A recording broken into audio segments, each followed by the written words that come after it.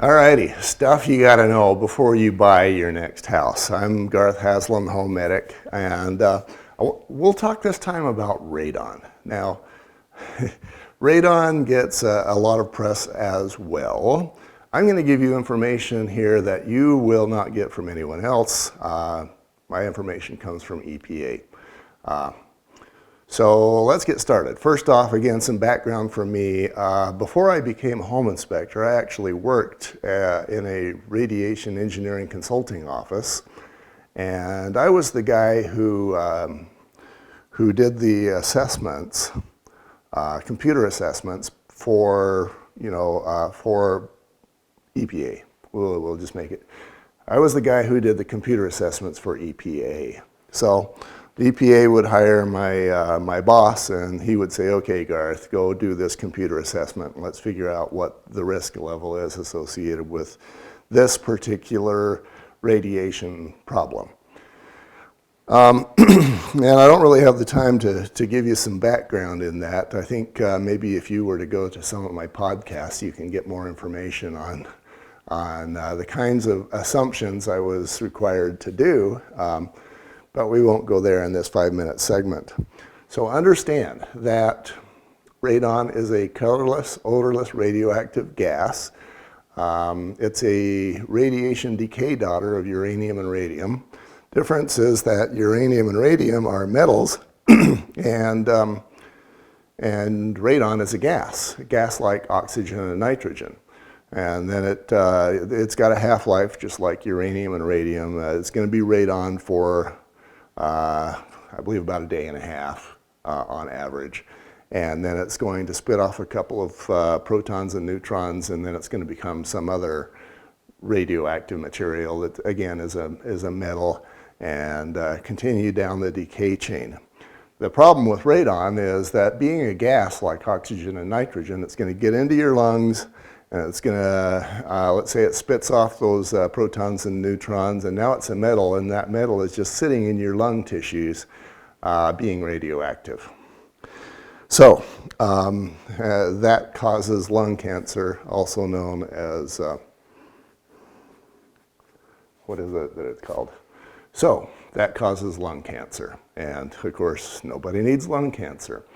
Now, be aware. And this is the kind of stuff you don't hear from other sources. There is no place on planet Earth that you can go that doesn't have some radon. You can go to the tops of the mountains, it'll have radon. You can go down near the ocean, it'll have a little bit more radon.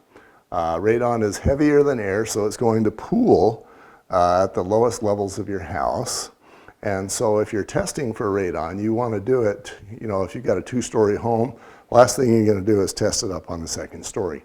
If your inspector does that, he doesn't know what he's doing, and you should probably either find out how to do it yourself or find somebody else to do that radon testing. It needs to be in the lowest living space of your home. I have seen home inspectors put radon tests in the crawl space, and that's not living space. So the idea is that you are measuring the air that's going to be breathed by people in the family. And if you've got little Johnny living in the crawl space, he's got other problems besides radon. So the background or natural level of radon is generally considered to be around 1 to 2 picocuries per liter. And you don't need to, the picocuries per liter doesn't really mean anything to you. So let's just say 1 or 2 picocuries. That's normal. That's what I'm breathing right now. That's probably what you're breathing right now if you're not in your basement. If you walk outside, that's the level of radon that you will be breathing. Now, if you do go into somebody's basement and it's deep, dark, and and sinister, then then maybe you've got some radon. If it gets beyond 4, and that's regular living space that will be lived in regularly, then EPA recommends that you take action. Now, there's pretty much just one take action that EPA recommends, and that's called subslab mitigation. There is another choice. So let's talk about subslab mitigation first. Basically what that is they set up a fan that gathers the soil gases underneath your slab and pumps those out into the outdoors. Fairly simple thing. It usually costs $1,500 to $2,000, somewhere in there. And for a regular size home, bigger home, it'll be maybe double that. Might put 2 systems in. So that's basically what subslab mitigation is they capture the soils beneath your house and they don't let them into the house, they pump them out. Another option, and I've done this on a number of homes where you have maybe a 4.1, 4.2, 4.5 reading, is you say, all right, the radon, we have this 4.5 reading, the radon is coming in through the soils, and so I'm going to seal the cracks in the slab. So you go to Home Depot or whatever, you buy 10 bucks worth of concrete caulk, you seal up the cracks, you retest, and usually you'll get your values below 4. And that's what you need to do. Now, again, this what I'm about to quote you comes straight from EPA, but to my knowledge, I'm the only person that provides this information. According to EPA, if you're in the affected area for 19 hours per day for 72 years at 4, then your risk of dying from radon is about the same as your risk of drowning. Now that's older science. They have decided that, EPA decided that we're not scared enough of radon, so they decided to up the calculated risk.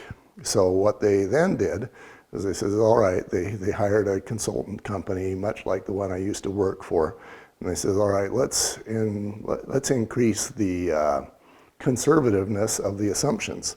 So now the assumption is that you're in the affected area 24 hours per day for 72 years, and that it's dusty, and that the dust is being continuously circulated into the air. And the reason they do that is there's an assumption that the radon lands on the dust is being circulated into your lungs, you're breathing that 24/7 for 72 years, and now the calculated risk of you dying from radon is about double your risk of drowning. This is the part where when I'm teaching realtors live on this, I say, okay, how many of you guys have a boat? And I'll get some hands raised. And I'll ask those guys, okay, are you aware that having a boat increases your risk of drowning? They go, yeah. And I say, all right, for $1,500, I'll remediate that risk. I will come pick up your boat and I'll keep it forever, and your risk of drowning is greatly reduced. Who's willing to do this? And you know what? I haven't had anybody yet who's been willing to have me take them up on that offer. So, all things in perspective, right? If you've got a radon reading of 10, and and you're the buyer, and you have a reasonable expectation that maybe the seller will do something. In a market as hot as it's been lately, you don't have, even if you've got, I don't know, even if the roof is on fire, sometimes the seller will just come back to you and say buy it or don't. And so in a market like we've had lately, the seller, they're just not going to do anything for you, because probably since the time that they got your offer and accepted it, in the last 10 minutes, they have 3 new offers that beat yours, and they just want to get you out of the way. So be aware that this is what radon is and what it means. There are items, in my mind, that are a greater health and safety problem for your family, but that's what radon means. Stuff you got to know before you go buying your next home with radon. I'm Garth Haslam, the Home Medic.